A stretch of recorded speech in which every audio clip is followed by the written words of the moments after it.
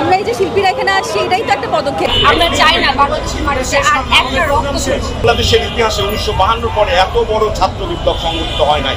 আমাদের এই শিক্ষার্থীরা সেই স্বাধীনতার আকাঙ্ক্ষা নিশ্চিত করতে পুরো যদি আমরা ঘটনা প্রবাহটা দেখি, সরকারি ইকোনমিক্যাল লস।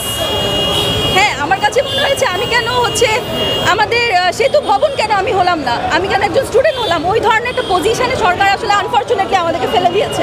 সরকারের মধ্যে কোনো ধরনের জবাবদিহিতা আসলে আমরা পাইনি। কখন স্টুডেন্টদেরকে নিয়ে তারা কথা বলেছেন, কি কথা বলেছেন আসলে? সরাসরি কি বলেছেন যে আমরা ক্ষমা প্রার্থী, যে আমরা সরকার হিসেবে আমাদের বাচ্চাদেরকে সেফটি দিতে পারিনি? এই কথাটা কি একবারও সরকার বলেছে এখন পর্যন্ত? আমার তো মনে হয় না। তো প্রথম দাবি, দ্বিতীয় দাবি, মূল কথা তো আসলে সেখানে না। মূল কথা হচ্ছে ওই দাবি দাবার জায়গা থেকে এটা অনেক বেশি উঠে চলে গেছে। ডাটা সেন্টারে যাওয়া, বিডিপি ভবনে যাওয়া, এখানে যাওয়া, সেখানে যাওয়া, ওগুলো তো সবার আগে উচ্চারিত হয়েছে।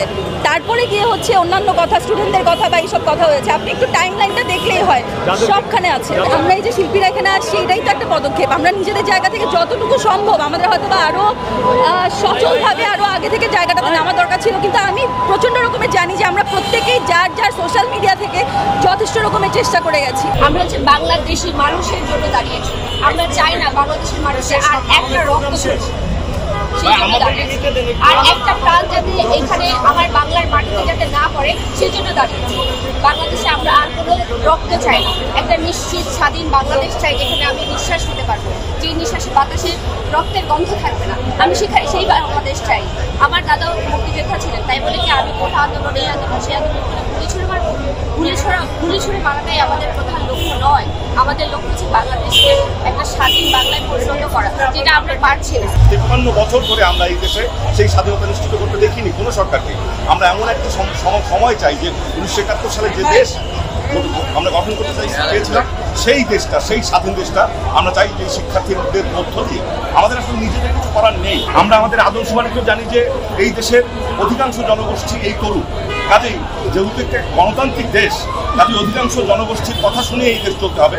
অধিকাংশ জনগোষ্ঠী যেহেতু তরুণ, তাহলে এই তরুণদের কথা মতো এই দেশ চলতে হবে, এটাই আমাদের কথা। বাংলাদেশের ইতিহাসে 1952 পরে এত বড় ছাত্র বিপ্লব সংগঠিত হয় নাই। তো এত বড় ছাত্র বিপ্লব যদি সংগঠিত না হয়ে থাকে, এত বড় একটি বিস্ফোরণ ঘটেছে, সেই বিস্ফোরণকে আমরা চাই যে আমরা যেন এই বিস্ফোরণকে সঠিক জায়গায় নিয়ে যেতে পারি। আমরা ভরসা রাখি এই শিক্ষার্থীরা আমাদের অতীতে যে ভুলগুলো হয়ে গেছে, 71-এ আমাদের দেশ স্বাধীন হওয়ার পরও আমাদের দেশে সেই স্বাধীনতা লুটেরাদের হাতে চলে গেছে। এরপরে 90-এ আমরা গণতন্ত্রকে মুক্তি করতে চেয়েছি, সেই গণতন্ত্র মুক্তি পাইনি। গত 16 বছর না, গত 53 বছর ধরেই আমাদের সেই স্বাধীনতা আকাঙ্ক্ষা পূরণ হয়নি।